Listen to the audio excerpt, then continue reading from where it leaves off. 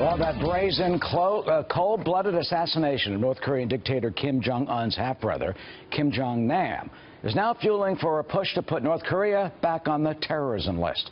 You know, the reported use of a highly deadly chemical agent, the nerve gas VX, in the attack that you see right there, allegedly by those two young girls, are bringing to attention the threat of the Hermit Kingdom that continues to pose that threat to the international community. And Pyongyang, uncharacteristically, lashing out at its longtime sponsor and ally, China, which some say is a troubling new development.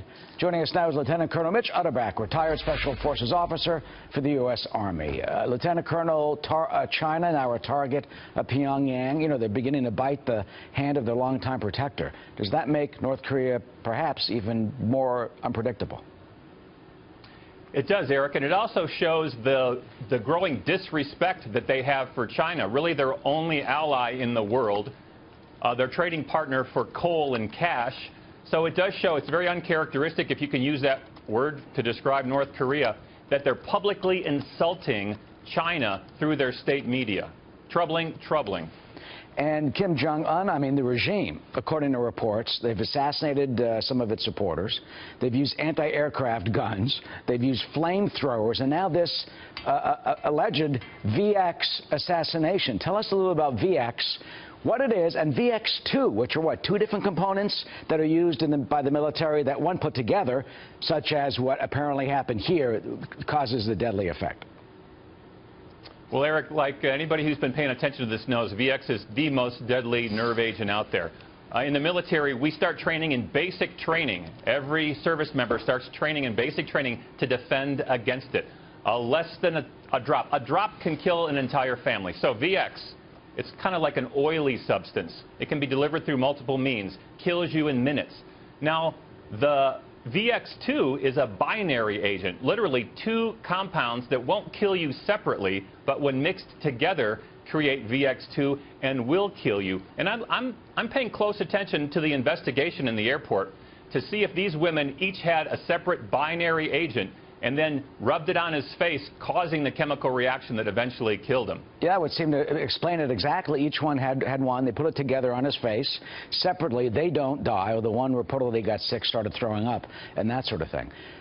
This assassination, do you think it is enough to put North Korea back on the state sponsor of terrorism list? It was taken off in 2008 by President George W. Bush, I mean, with the hopes that the regime would change.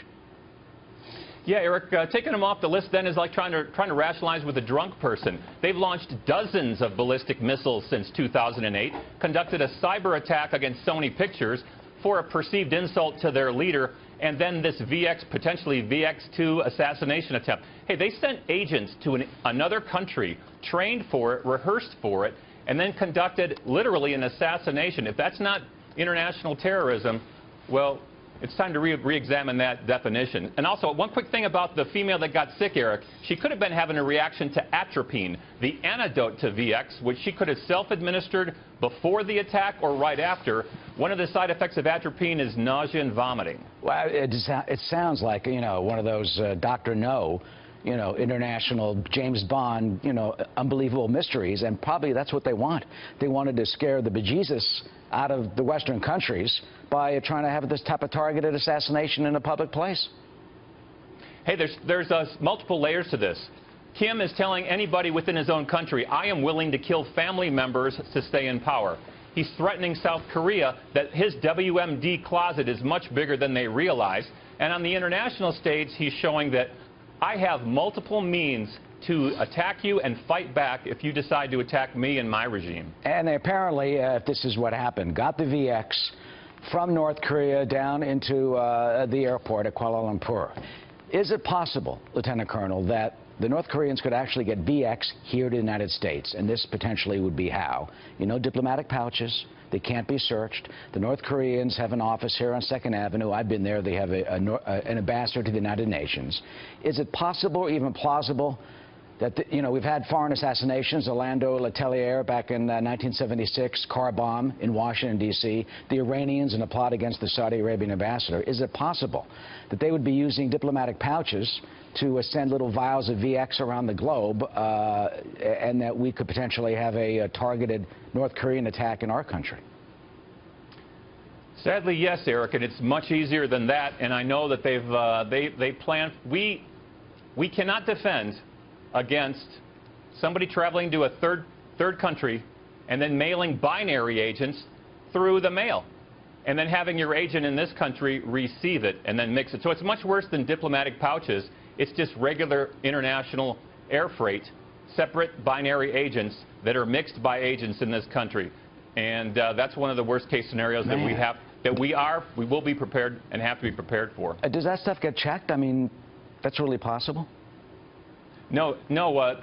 Many types of illicit substances or even drugs are sent through the open mail. So, yeah, a lot of stuff comes into our country, and unless, and I hope we would be, doing some kind of spectral analysis for VX binary components as it comes into the U.S., it's definitely a scary possibility. Well, it's certainly something that we will follow up, and we should certainly keep an eye on in terms of some of the terrorist threats that we have in our nation. Lieutenant Colonel Mitch Utterback, good to see you, and thank you, despite your chilling analysis this afternoon.